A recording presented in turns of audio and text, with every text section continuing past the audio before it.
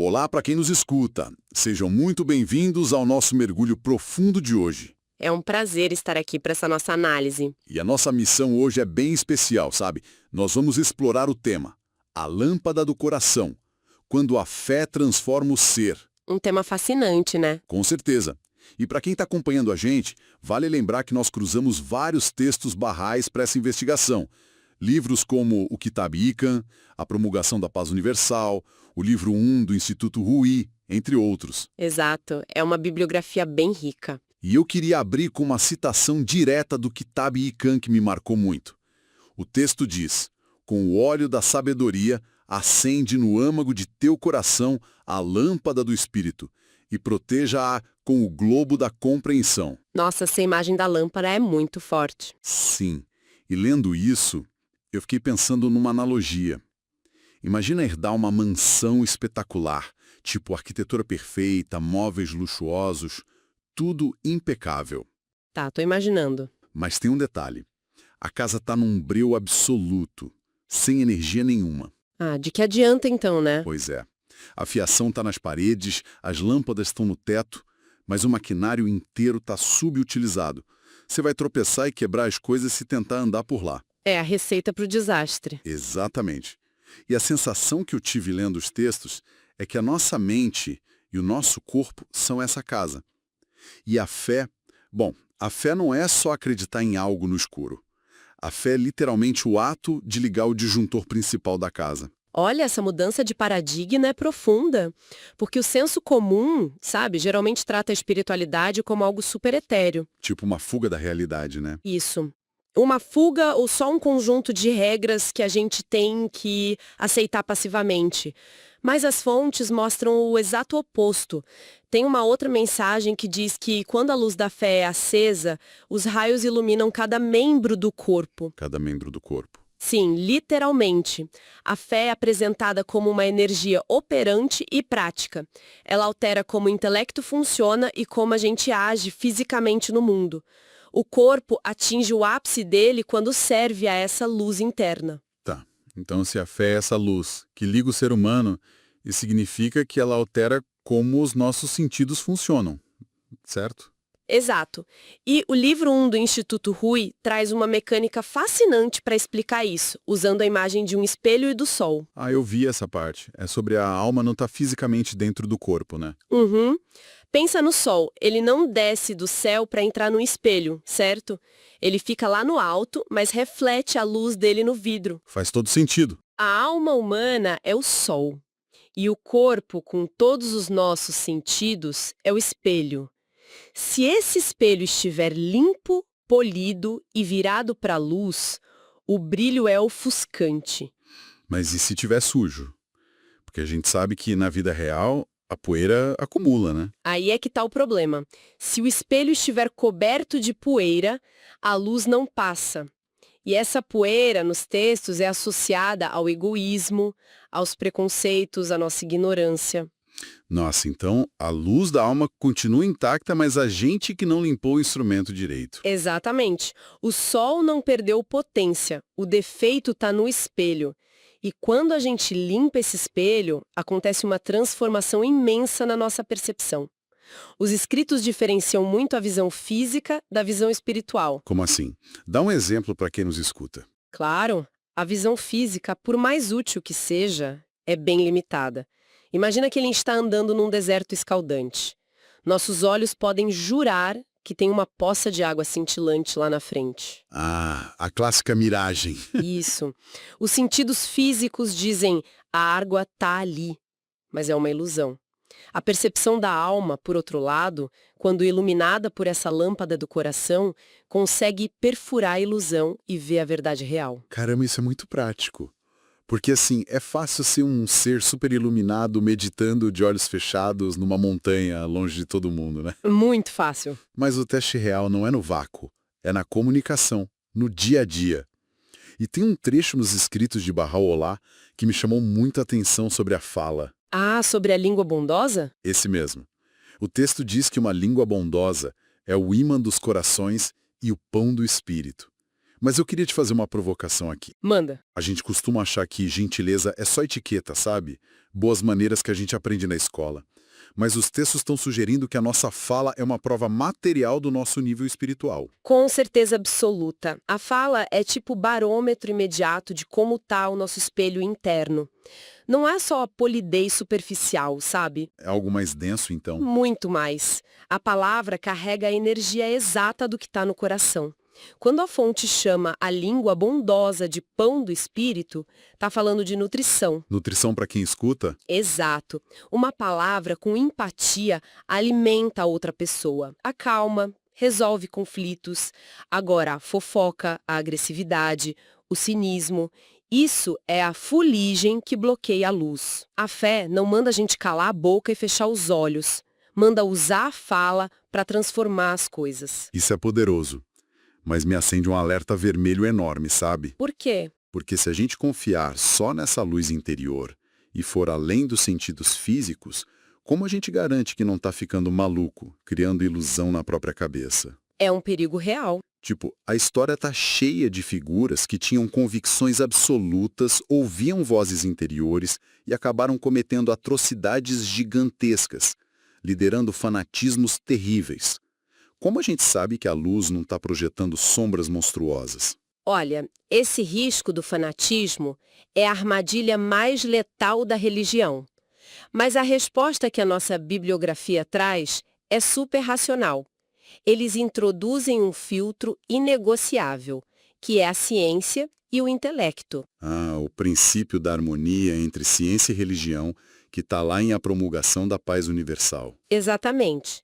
Se uma crença religiosa não resiste à lógica e às descobertas científicas, os textos dizem com todas as letras que isso não é sagrado. É superstição, ignorância, pura imaginação. Eu fiquei pensando numa analogia com um avião comercial, para ilustrar isso. Vê se faz sentido para você. Claro, vamos lá. Imagina que a ciência e a religião são as duas partes vitais desse avião. A fé é o motor, sabe? Ela dá aquele empurrão bruto, a potência que faz a máquina sair do chão. A força motriz. Isso. Mas o intelecto e a ciência são um sistema de navegação. Os radares, o GPS. Você tem um motor absurdamente forte de zelo religioso, mas sem o radar da razão funcionando, Nossa, você não chega no destino. pior, você acelera direto contra uma montanha de dogmas e a colisão é destrutiva. É uma imagem perfeita. Porque a tragédia dessa colisão é que o avião destrói tudo ao redor dele também. A história tem tantos exemplos de fé sem razão. Pensa nas épocas em que doenças eram tratadas como castigo divino e não com medicina. Muita gente sofreu e foi perseguida por isso. Demais. Sem a ciência para dizer, olha, isso é biologia, precisamos de remédio, a crença virou crueldade. Por isso os textos afirmam algo muito forte. Dizem que se a religião for causa de ódio, é melhor não existir religião nenhuma. Caramba, é uma guinada radical para um texto espiritual, né? Dizer que é melhor não ter religião do que usar ela para espalhar inimizade é assumir que o piloto está voando às cegas. Exato. O intelecto não é um acessório opcional. É uma dádiva suprema que a gente recebeu para investigar a verdade.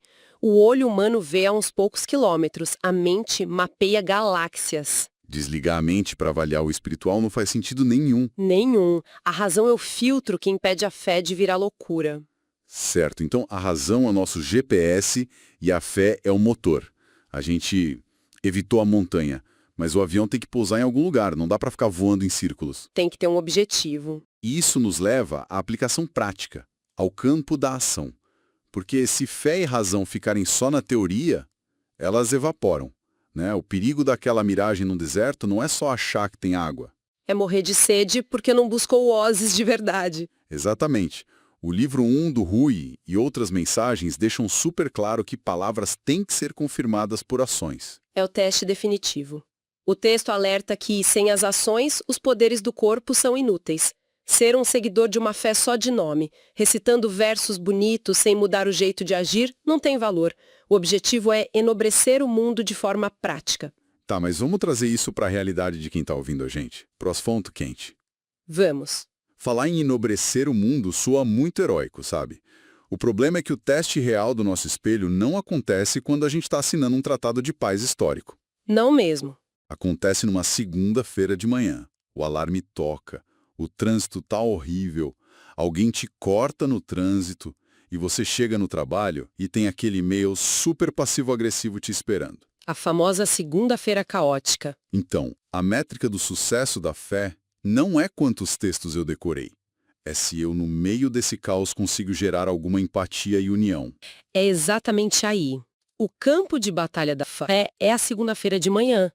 O objetivo final de todas essas leis é praticar amor e concórdia no meio da turbulência. O intelecto reconhece a verdade, o coração o ilumina, mas são as mãos digitando a resposta daquele e-mail que precisam executar a paciência. São os pés que andam até a mesa do colega para resolver o problema. Perfeito. E para provar que isso não é uma utopia, os textos oferecem um modelo histórico, que é Abdu'l-Bahá.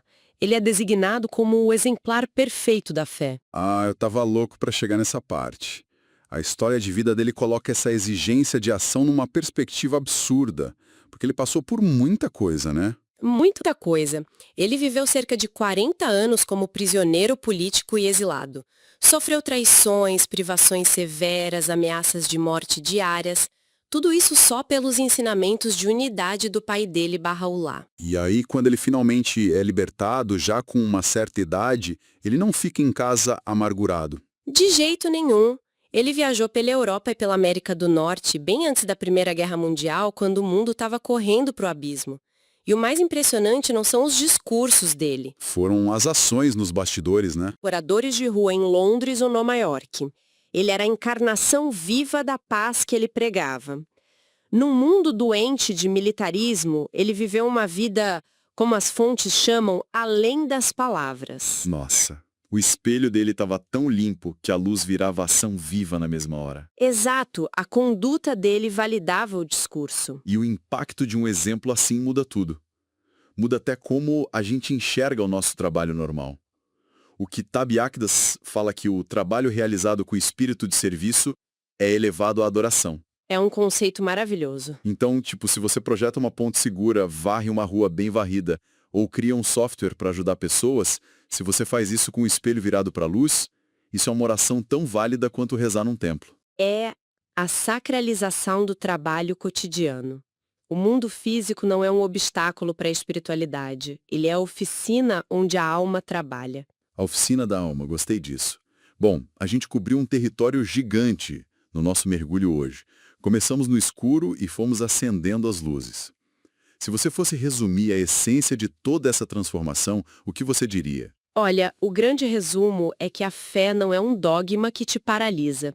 Ela é a luz da lâmpada, mas precisa do óleo da sabedoria. E para não virar fanatismo, essa luz tem que passar pelas lentes da ciência e da razão. O resultado final dessa luz filtrada não é só a pessoa ser teórica e erudita, mas sim agir com justiça e ter uma fala genuinamente bondosa. E como toda casa com energia, a manutenção exige disciplina, né? Você não limpa o espelho uma vez e ele fica polido para sempre. O mundo vai jogando poeira todo dia. Todo dia. O atrito do dia a dia traz cinismo, cansaço. Por isso, os textos falam de ter um tempo diário para leitura, para investigar a verdade e para meditar. É esse exercício constante que não deixa o disjuntor desarmar. Com certeza. É preciso aplicar o intelecto e transformar tudo em ações práticas que ajudem as pessoas ao nosso redor. É isso. E para encerrar o nosso episódio, ou melhor, a nossa investigação profunda de hoje, eu queria deixar uma provocação para quem nos escuta levar para a semana. Expandindo um pouco a metáfora da lâmpada. Qual é a reflexão? Nós vimos que o corpo humano é como o vidro de um candeeiro, e a alma é a luz dentro dele. Mas no meio do barulho, da pressa, das nossas frustrações pequenas, a gente precisa se perguntar: será que a gente está deixando a fuligem da nossa impaciência e desatenção escurecer o nosso vidro? É uma boa pergunta. Porque se a luz da nossa compreensão não consegue passar pelas nossas atitudes, a pergunta é: quem é que está esbarrando nas paredes e tropeçando no escuro ao nosso redor, só porque a gente não está emanando a claridade que deveria? Nossa, uma reflexão e tanto para terminar. Deixa a gente pensando. Pois é, fica a provocação para iluminar o nosso dia. E esta foi uma produção dos Amigos Bahá'ís do Brasil. Muito obrigado pela companhia e até a nossa próxima conversa. Até a próxima, um grande abraço.